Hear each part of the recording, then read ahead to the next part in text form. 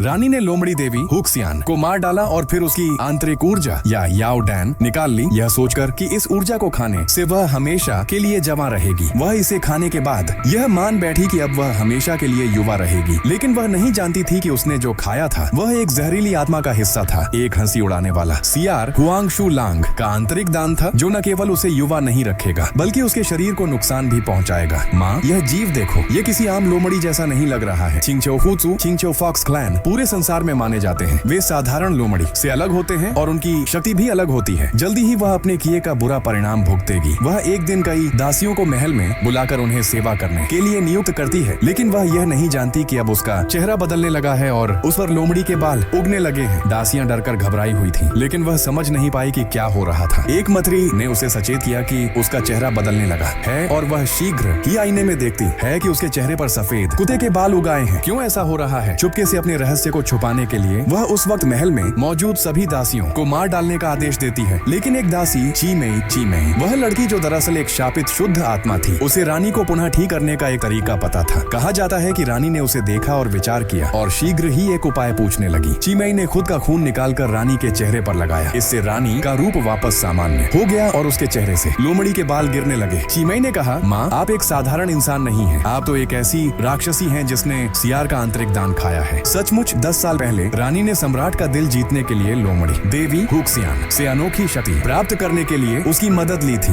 लोमड़ी देवी ने उसे ऐसा शक्ति प्रदर्शन सिखाया था जिससे वह अपने आकर्षण को बढ़ा सके, लेकिन लोमड़ी देवी वास्तव में एक सियार थी और उसे खुद बचाने के लिए रानी ने उसे धोखा दिया, मार डाला और उसकी आंतरिक ऊर्जा खा ली। चीमेई ने यह भी बताया कि रानी ने सियार की आंतरिक ऊर्जा खाकर खुद को जरूरत से ज्यादा शक्ति दी थी, जिसकी वजह से उसके शरीर पर नुकसान होने लगा। और अब चूंकि वह सियार के रक्त का सेवन करती है, धीरे धीरे रानी पूरी तरह से राक्षस में बदल जाएगी। यदि वह अपनी सख्त परंपराओं को तोड़ेगी तो वह इंसान और राक्षस के बीच की सीमा पर खड़ी हो जाएगी।